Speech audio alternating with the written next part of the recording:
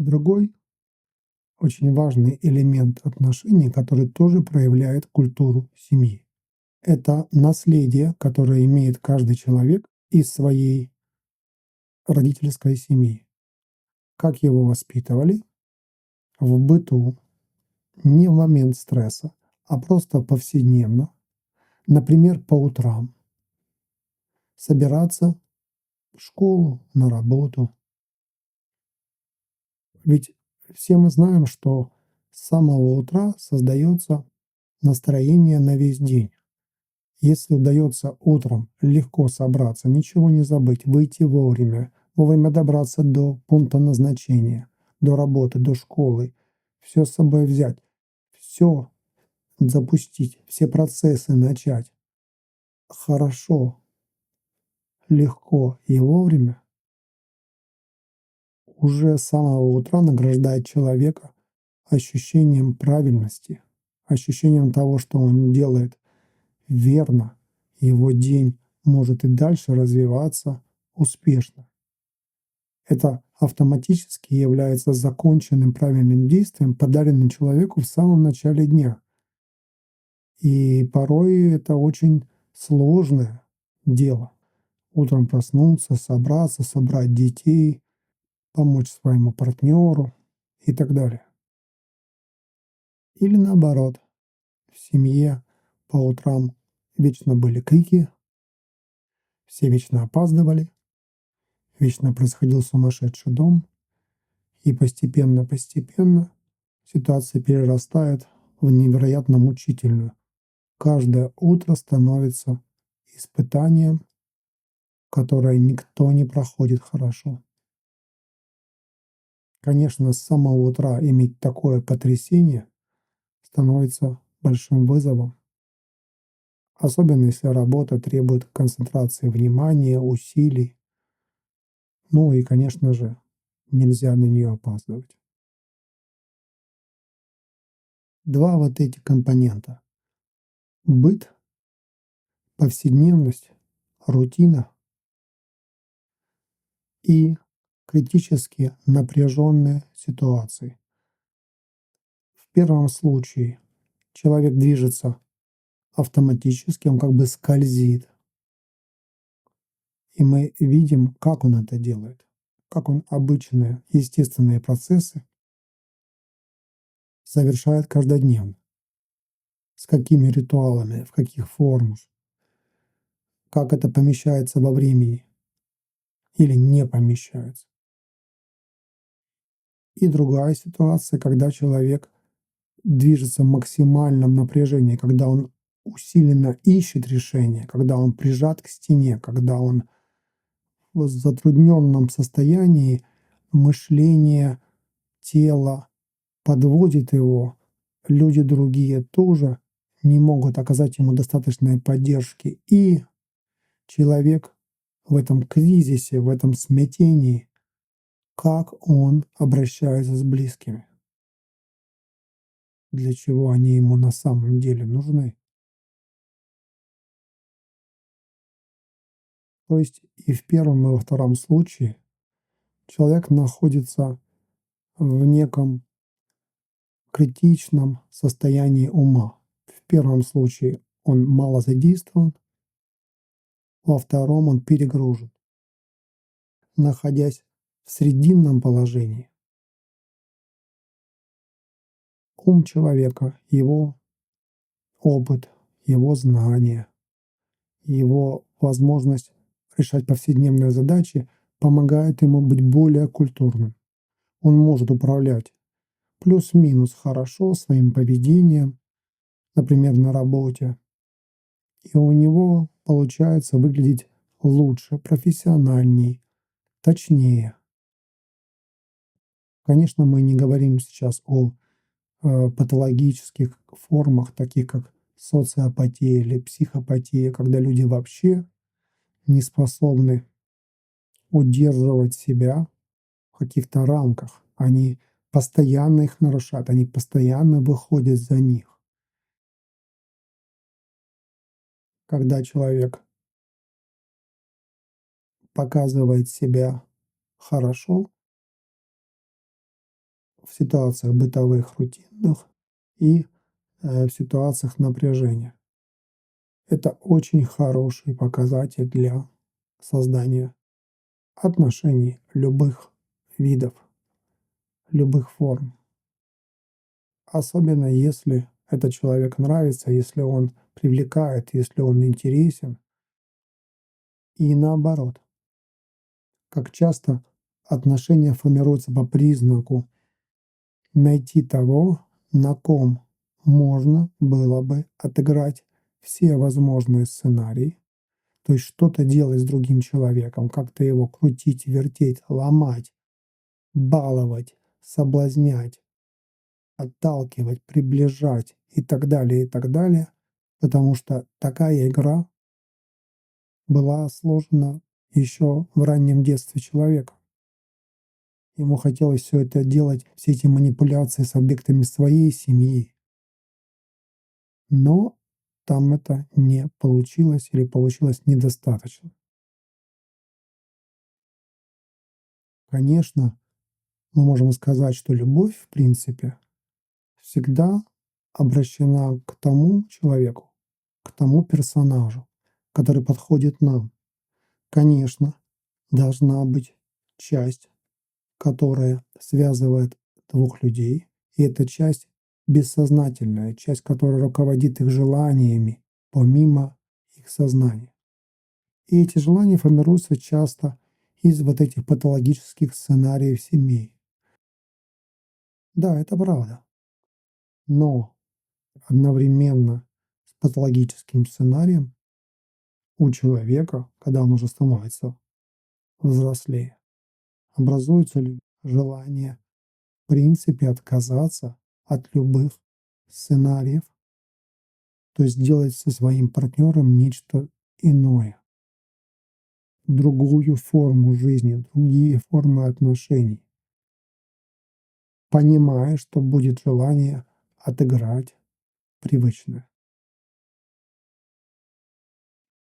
Разница между поведением нашим и поведением нашего другого человека. Это забавляет, это радует, это возбуждает, когда другой поступает хуже, чем мы в подобных ситуациях. Так мы чувствуем собственный триумф, собственное возвышение, которое необходимо, которое хочется испытывать. Во всяком случае, так говорят.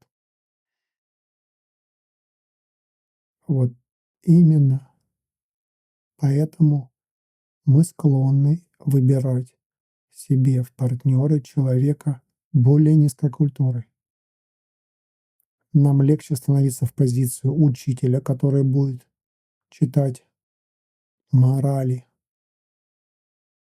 который будет учить, как нужно обходиться с телом, как нужно вести себя в быту, как нужно заправлять постель, складывать вещи, ссылаясь на детство и говоря: вот у нас дома всегда было чисто, у нас дома все было вылизано. Меня мама учила 3 раза в день полы мыть.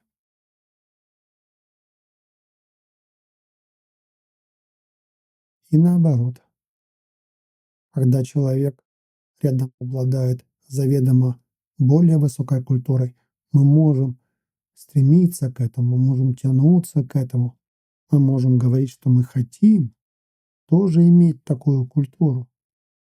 И это здорово, это нормально, но это труд, который может быть обременительным. Это труд повседневный, это труд многих лет, это труд над собой. А мы часто этого не хотим. Ну и, конечно же, бессознательные мотивы.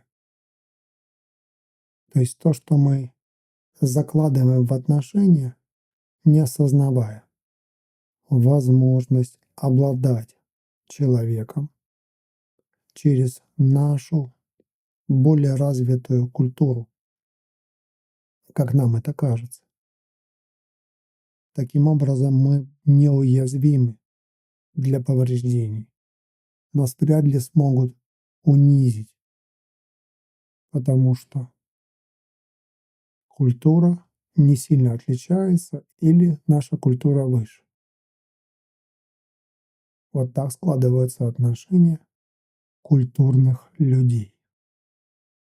Если они помнят о том, что культура всегда присутствует с человеком, потому что культура — это все то, что случилось с человеком до вашей встречи с ним, и то, что он впитал как основу повседневной жизни, потому что бытовые рутинные вещи и стрессовые напряжения — это норма жизни каждого человека, в которых он раскрывается каким-то образом.